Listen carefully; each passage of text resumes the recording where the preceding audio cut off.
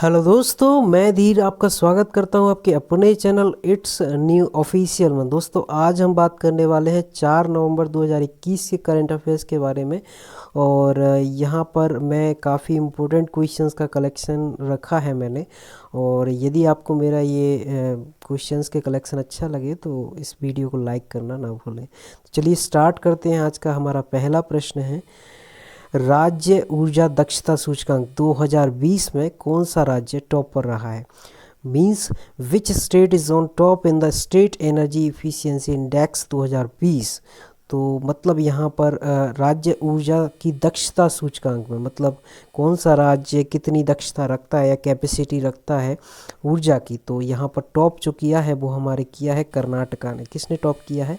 कर्नाटका राज्य ने टॉप किया है। और अगर मैं बात करूं इस सूचकांक की दूसरे नंबर पे इस सूचकांक में कौन रहा है, दूसरे नंबर पर जो रहा है सूचकांक में वो रहा है राजस्थान रहा है दूसरे नंबर पे। और अगर मैं बात करूं कि इसमें तीसरे स्थान पर कौन रहा है, तो तीसरे स्थान पर जो दोस्तों रहा है वो रहा है हरियाणा राज्य रहा है।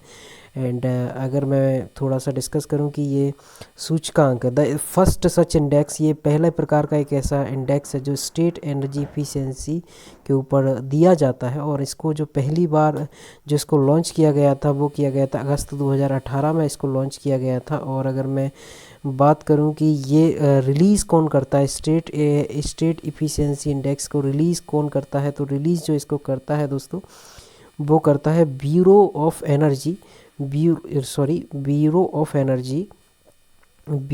Energy efficiency alliance and energy efficiency economy इसको जो है अपना रिलीज़ करती है इसको।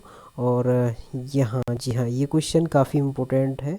चलिए नेक्स्ट क्वेश्चन है हमारा कि देश का सबसे बड़ा सुगंधित राष्ट्रीय उद्यान या देश का सबसे बड़ा सुगंधित उद्यान किस राज्य में खोला गया है। मतलब ये नया खोला गया है और ये सुगंधित मतलब the largest aromatic garden has been opened in which state. तो मतलब ये सुगंधित राष्ट्रीय उद्यान खोला गया है, तो ये किस जगह पर खोला गया है? ये खोला गया दोस्तों उत्तराखंड राज्य में खोला गया है।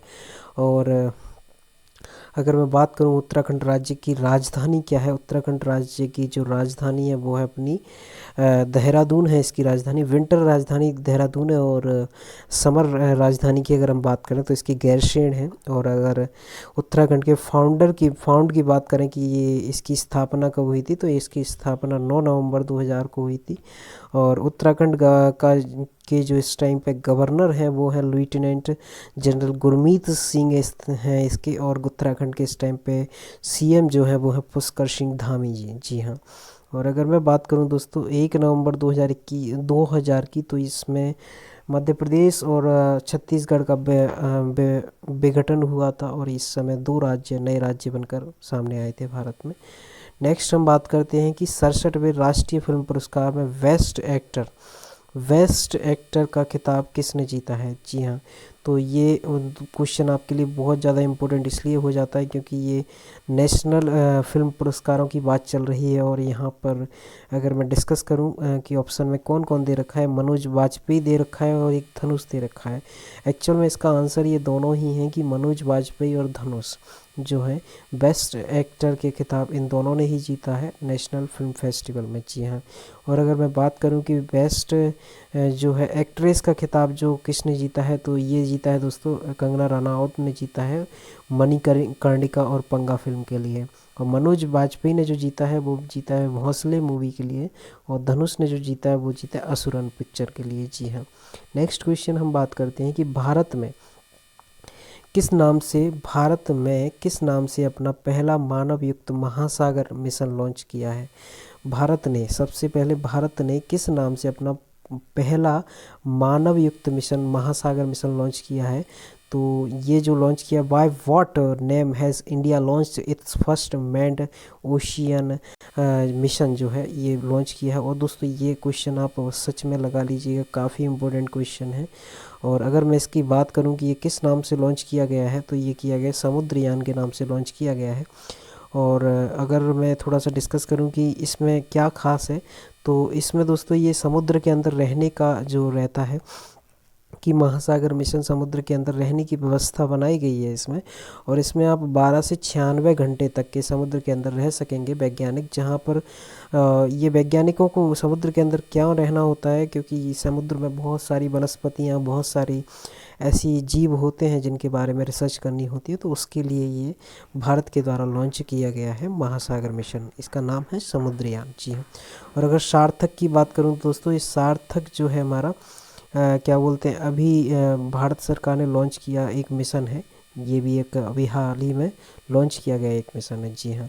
नेक्स्ट हम बात करते हैं global climate bank investment trade report में इस स्थान पर कौन सा राज्य रहा है, मतलब इसमें टॉप स्थान पर, टॉप पर कौन सा राज्य रहा है global climate bank investment trade report में, कौन सा स्थान, कौन टॉप पर रहा है, तो ये रहा है दोस्तों यूएसए, मतलब अमेरिका जो देश रहा है इसमें टॉप पर रहा है।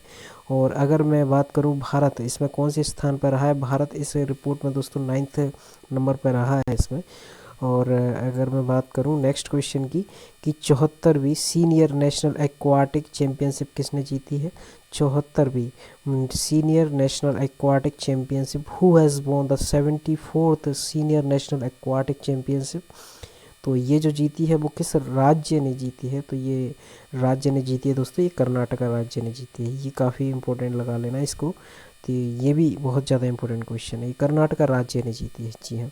नेक्स्ट क्वेश्चन है हमारा कि राष्ट्रीय एकता दिवस कब मनाया जाता है, नेशनल यूनिटी डे, मतलब national where is the when is national unity day celebrated, तो ये कब किया जाता है सेलिब्रेट, ये किया जाता है दोस्तों अपना 31 अक्टूबर। कब किया जाता है, 31 अक्टूबर को किया जाता है। और अगर मैं बात करूं कि राष्ट्रीय खेल पुरस्कार, पहले ये जो हुआ होता था दोस्तों, राजीव गांधी खेल रत्न के नाम से इन्हें जाना जाता था, राष्ट्रीय खेल सॉरी ये हाँ राजीव गांधी खेल रत्न के नाम से इन्हें पहले जाना जाता था, लेकिन अब इसका जो नया नाम रखा गया है वो रखा गया है मेजर ध्यानचंद खेल रत्न पुरस्कार रखा गया है।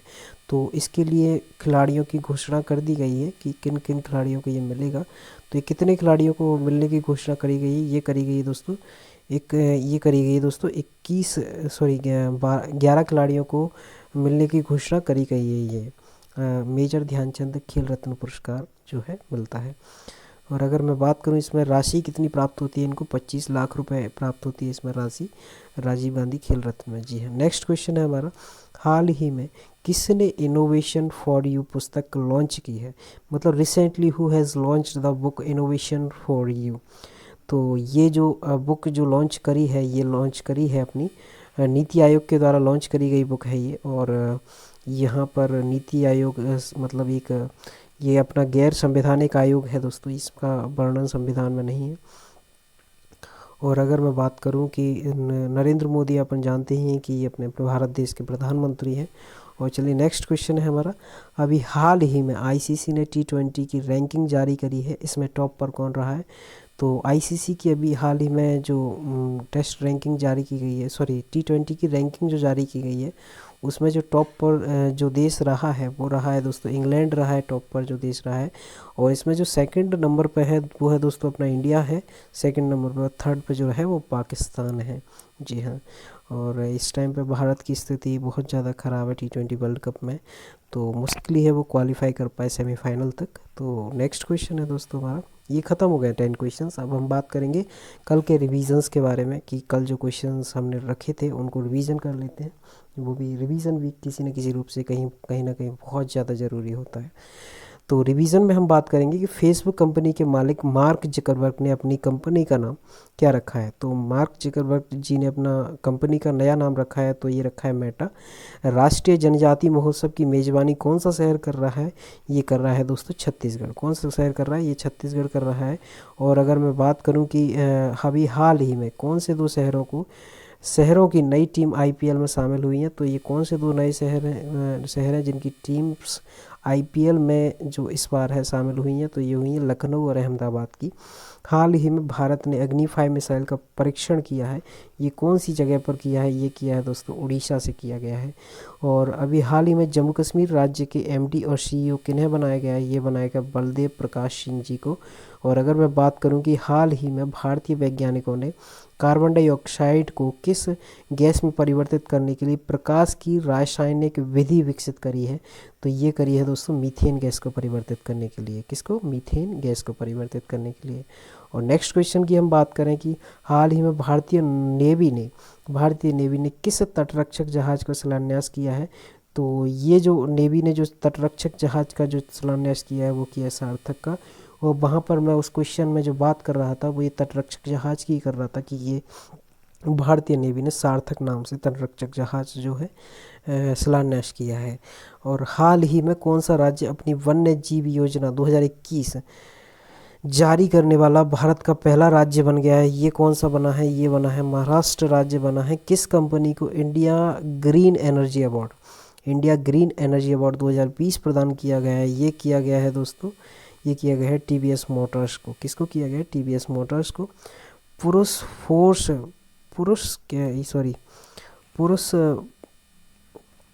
पुरुष फ्रेंचाइजी क्रिकेट में कोच करने वाली पहली महिला कौन बनी है? तो ये बनी है दोस्तों सारा टेलर जी। जी हाँ, तो ये हमारे रिवीजन क्वेश्चंस हो गए और ये हमारा वीडियो ख़त्म होता है। और यहाँ पर अगर आपको ये वीडियो पसंद आया हो तो प्लीज़ इस चैनल को सब्सक्राइब करिएगा और इस वीडियो को लाइक एंड शेयर करना मत भूलिएगा। थैंक यू वेरी मच दोस्तों।